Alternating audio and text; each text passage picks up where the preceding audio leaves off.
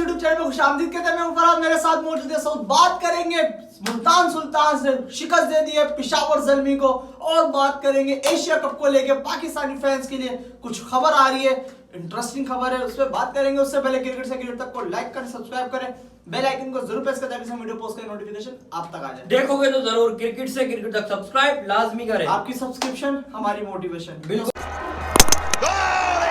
It's what happens when people tell you what to do. You calm down, you knock the poles over. That's the problem. बिल्कुल ठंडा contest, मजा नहीं आया। देखो, मुल्तान की batting लाजवाब हुई थी। रायली रोसू ने क्या बैटिंग करी थी फराज, मैंने बताया भी था व्लॉग में। रायली रोसू ने वाकई 36 गेंदों में 75 रन बनाए, लेकिन फिलहाल वो इनिंग चले गई। लेकिन अभी ताजा बात करूं, जिस तरह फराज इंडिया को इंडिया में हराना मुश्किल है, मुल्तान को मुल्तान में हराना बहुत मुश्किल है। लाहौर को मैं दाद देता हूं कि उन्होंने मुल्तान को ओपनिंग मैच में नहीं, बात सुनो। लाहौर ने हराया था मुल्तान को, उसमें रायली रुस्सो नहीं थे सऊद। तो आप ये देख लो। वो ठीक है, देखो हार होती है, मुल्तान की गलती थी यार, मुल्तान की गलती थी। पर मैंने आपको क्या बोला, जिस वक्त मुल्तान हारा था लाहौर से, तो मुल्तान जीता हुआ मैच हारा था वो, पर वहां पे एक मिस्टेक हो रही थी, रायली रुस्सो नहीं थे। अब आप बात कर रहे हो ना, हार जीत हाँ, चाहे कोई हो या ना हो। बिल्कुल। यहाँ पे देखो, जिस तरह उन्होंने कमबैक किया था ना, लाहौर ने लाजवाब कमबैक था। आपको अच्छे को दाद देना चाहिए, जो नहीं था उसका क्या फायदा, उसकी गलती का उनको मिल गया ना सिला, और उन्होंने प्रूफ करके दिखा दिया दोनों मैच में। दूसरे में इन्होंने पहले मैच में अपना पहला मैच था 78 और आज 75। बहुत बड़ी बात है। मुल्तान सुल्तान जो कि भाई डोमिनेट कर रही है, काफी मजेदार इनके पेशावर की बैटिंग की तरफ आते हैं। अच्छा स्टार्ट किया था हारिस, लाजवाब। बाबर आजम ने एक दो कलरफुल ड्राइव मारे, नजर आया, पर एहसान उल्लाह क्या नजारा यार, एहसान उल्लाह का वाकई ड्रीम पूरा हो गया। उन्होंने यही कहा था कि मेरा ड्रीम है बाबर आजम को आउट करना, और करके उन्होंने सजदा भी किया फराज। बिल्कुल। तो ये होती है, देखो वर्ल्ड क्लास प्लेयर है, उनको आउट करने की सबकी ख्वाहिश होती है। अब एहसान उल्लाह को इससे बहुत कॉन्फिडेंस मिलेगा, बहुत ज्यादा, क्योंकि आपने T20 वनडे टेस्ट एक वर्ल्ड क्लास बैट्समैन को आउट किया, तीनों फॉर्मेट में आउट क्लास है।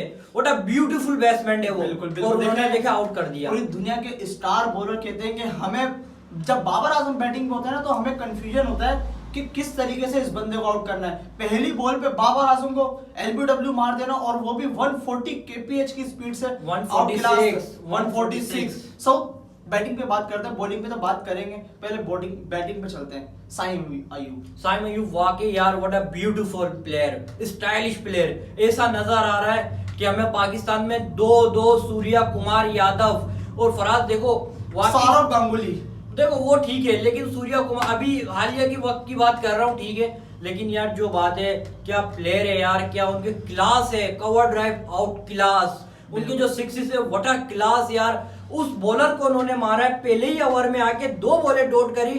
एहसान उल्लाह जो अब तक के टूर्नामेंट के सबसे खतरनाक बॉलर चल रहे, जिन्होंने पहली गेंद पे बाबर आजम को आउट किया था, अपने ओवर की, मैच की नहीं, अपने ओवर की। उन्होंने पहली गेंद पे आउट किया, 2 बॉलें उन्होंने रोकी, और चौथी बॉल पे 6 लगाया है। पहली बॉल पे चौका मारा, फिर 2 डॉट करी, फिर छक्का मारा। आप सब नहीं, पहली बॉल पे छक्का नहीं मारा, 2 डॉट किए, फिर छक्का, फिर चौका। आप देख लेना, पहली बॉल पे मैंने पूरा मैच जीत देखा है। बहरहाल सऊद देखे, अब बात पता क्या है, आप जो साइम अयूब की तारीफ कर रहे हैं ना, जहाँ पे उनकी इतनी अच्छी क्लास है ना, तो वहां पे एक वीकनेस भी है। मैं आपको बताऊं, वीकनेस ये है कि जहां बॉल स्लो आ रहा था, जैसे कैरन पोलार्ड, कार्लोस ब्रैथवेट और स्पिनर, तो वो उसको चार्ज नहीं कर पा रहे थे। जितना पेस आ रहा था उतना चढ़ के वो हिट कर रहे थे। आपको सिखाना पड़ेगा अगर आपको पाकिस्तान के लिए ग्रो करना है तो। टैलेंट लाजवाब है, बैट्समैन आउट क्लास है, ठीक है, स्टाइलिश प्लेयर वंडरफुल है, लेकिन बात सिर्फ यहाँ ये आ रही है कि जो आपने बात की, इससे मैं एग्री करता हूँ, वो 130, 134, 136 की जो स्पीड kph बॉल आ रही है, उस पे फंस रहे, मतलब ज्यादा टाइमिंग नहीं कर पा रहे, सिंगल की तरफ जा रहे, बाउंड्री की तरफ नहीं जा रहे, हिट मारना भी चाह रहे तो बल्ले पे उनके नहीं आ रही। पेस का उनका ये भरपूर फायदा है, जो उनका फेवरेट क्लास है, टांग उठा के मारना बैकवर्ड पे, वो काफी आउट क्लास है, वो सिर्फ पेसर को लगता है। अब इसमें एक पॉजिटिव पॉइंट बताऊं आपको, देखो दुनिया के बैट्समैन पेस के सामने कंफ्यूज होते हैं, और हमारा यंगस्टर पेस नहीं मिल रही तो वो कंफ्यूज हो रहा है। तो ये बताता है कि जो ये लड़कियां हमारे जो तैयार हो रहे हैं, हमारी यंग लोड तैयार हो रही है डोमेस्टिक में, वो पेस को खेल रही है। हमारे पास जो एवरेज फास्ट बॉलर है वो 140 पे, तकरीबन 100, हमारे पास 100 फास्ट बॉलर खेल रहे हैं डोमेस्टिक एरा में।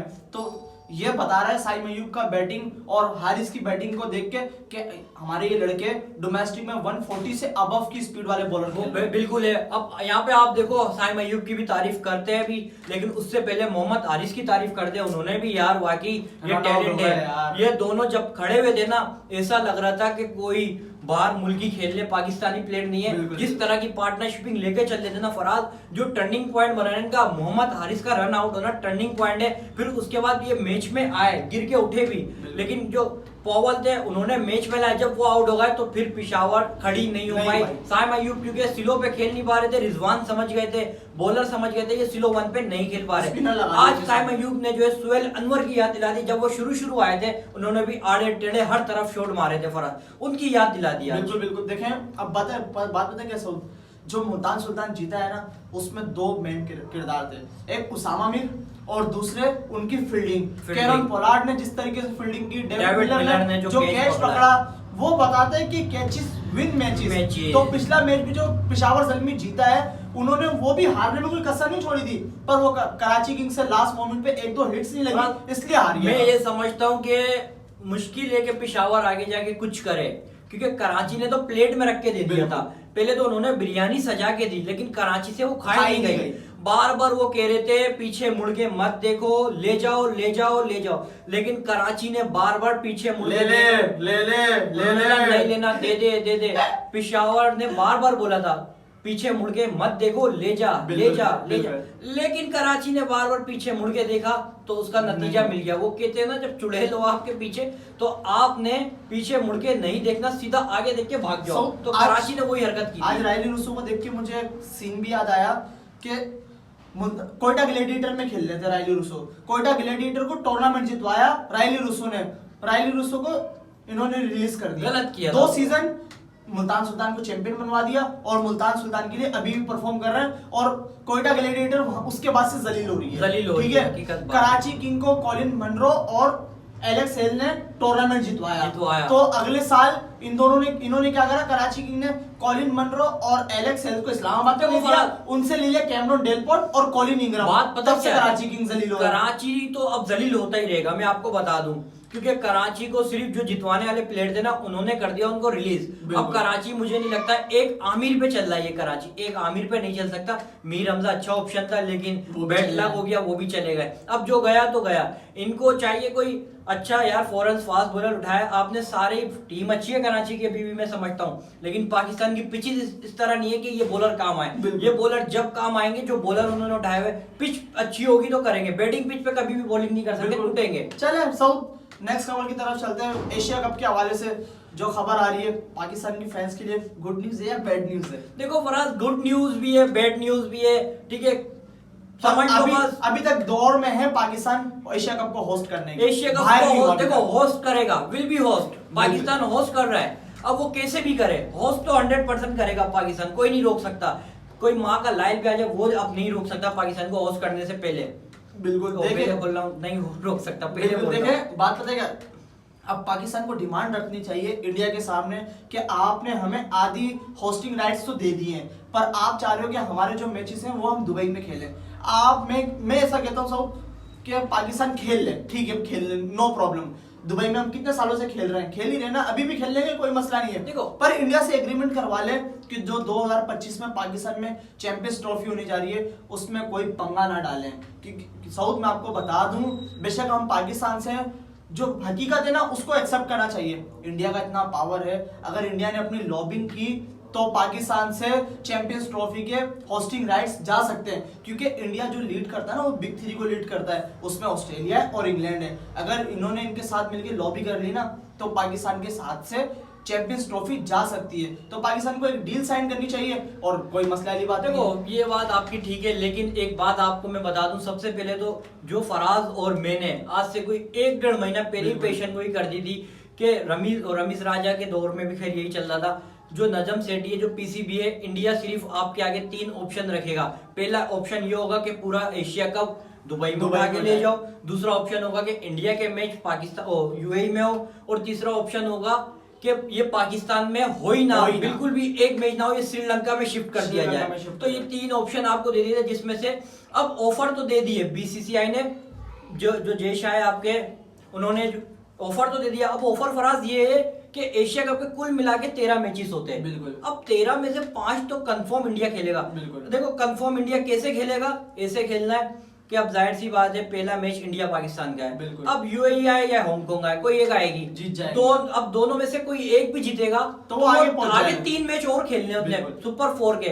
3 मैच वो अगर 5, और अगर फाइनल खेलते ना, फाइनल पे लोग पूछ रहे कि फाइनल कहाँ होगा, तो फाइनल ये होगा कि अगर इंडिया पहुंचता है फाइनल में तो ये दुबई में होगा, और अगर कोई और सी टीम पूछती है, श्रीलंका हो गई, पाकिस्तान हो गई, अफगानिस्तान हो गई, बांग्लादेश हो गई, या यूएई हो गई, या हांगकांग हो गई, जो भी आती है वो पाकिस्तान में होस्ट करेगा। तो मैं समझता हूँ कि 7 मैचेस भी अगर पाकिस्तान 7-8 मैच करता है तो कोई गलत बात नहीं है, कर लो, क्योंकि इंडिया नहीं आता। बिल्कुल ये 100% ये 100% है। देखिए भूखे को अगर बोलना नहीं चाहिए, फिर भी बोल रहा हूँ, अगर एक भूखे को आधी रोटी मिल रही है ना तो उसे एक रोटी की जिद नहीं करनी देखो, चाहिए। अगर नंगे को चड्डी मिल रही है तो उसको पैंट नहीं मांगना चाहिए। बिल्कुल, बिल्कुल। बात इसकी ये मुहावरा कर लो आप। बिल्कुल। इंडिया ने तो जो बोल दिया, लेकिन पाकिस्तान को इतनी आसानी से एग्री नहीं करना चाहिए पीसीबी को। लेकिन ग्रीन सिग्नल ये आ रहा है कि ग्रीन सिग्नल पीसीबी ने दिया कि वो एग्री कर चुका है। मैं समझता हूँ इतनी आसानी से एग्री नहीं करे, क्योंकि इनके देखो इंडिया ने जो कह दिया हम जी सरकार थोड़ी कर सकते हैं। बिल्कुल। आपने कम से कम अपनी शर्तें रखनी है। पहली शर्त तो आपने ये रखनी है कि जो आपने चैंपियन ट्रॉफी बोली है ना, उसमें कोई भंड ना हो। बिल्कुल। इंडिया आए और बिल्कुल। आनी चाहिए, क्योंकि ये आईसीसी से है। और जो आपका 2023 का वर्ल्ड कप है ना, उसमें पाकिस्तान को भी ये शर्त रखना चाहिए कि जो जितने भी लीग मैचेस है ना पाकिस्तान के, वो दुबई में हो, जिस तरह ये कर रहे हैं ना। लेकिन पाकिस्तान इसको डिस्टर्ब नहीं कर सकता, ये आईसीसी का इवेंट है, ये शर्त रखे ज्यादा बेहतर है। बोलने में कुछ नहीं जाएगा, देखिए होगा कुछ नहीं। बात पता है क्या है, जब हम कहीं कोई चीज से परचेस करने जाते हैं ना, तो हमें पता है कि इसकी डिमांड इतनी है, ये हमारी रेंज से बाहर है, पर फिर भी हम कोशिश करते हैं कि हम इस चीज को परचेस कर लें। तो पाकिस्तान को वही करना है कि एक अपनी लॉबी के जरिए इंडिया पे प्रेशर डालना है, कि बताना है कि भाई हम भी हैं। बेशक आप बहुत बड़ी इंडस्ट्री हो क्रिकेट की, देखो आप सबसे बड़े हो क्रिकेट में, पर पाकिस्तान भी यहाँ पे ब्रांड है भाई। देखो टैलेंट सबसे ऊपर होना चाहिए, मैं समझता हूँ। पैसा बाद में, टैलेंट ऊपर। पाकिस्तान के वो पेसर है, अगर ये एशिया कप नहीं खेलते पाकिस्तान, ये वर्ल्ड कप, तो कसम खुदा की एशिया कप कोई नहीं देखेगा, वर्ल्ड कप कोई नहीं देखेगा। बात है, पाकिस्तान की वजह से इंडियन भी नहीं देखेंगे वर्ल्ड कप। अगर इंडिया बेशक वर्ल्ड कप में, पाकिस्तान ना नहीं देखेंगे। बिल्कुल सही नहीं है। दुनिया के जितने भी प्लेयर आए हैं वो यही कहते हैं कि हम पाकिस्तान में जो बैट्समैन जो आते हैं, वो कहते हैं कि हम यहाँ को बॉलर्स को चेक करने के लिए आते हैं कि यहाँ पे जो बॉलिंग की क्वालिटी है ना, उससे हमारे क्रिकेट में इंप्रूवमेंट होती है। होती है। जाहिर सी बात है, कुछ है तो वो कह रहे हैं ना। अब पाकिस्तान सहवाग ने, उसने आकाश चोपड़ा ने कहा, विक्रांत गुप्ता ने कहा, अगर पाकिस्तान नहीं होता तो फिर वो वर्ल्ड कप नहीं होगा।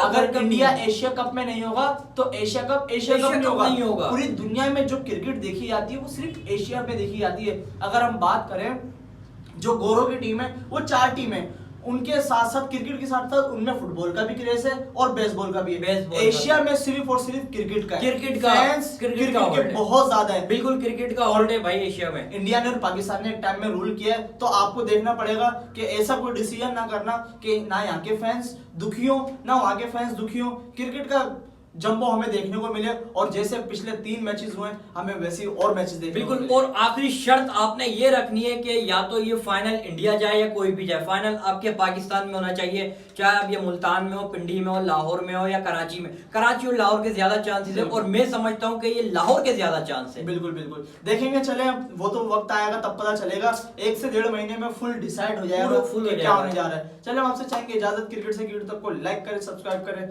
बेल आइकन को जरूर प्रेस कर दें।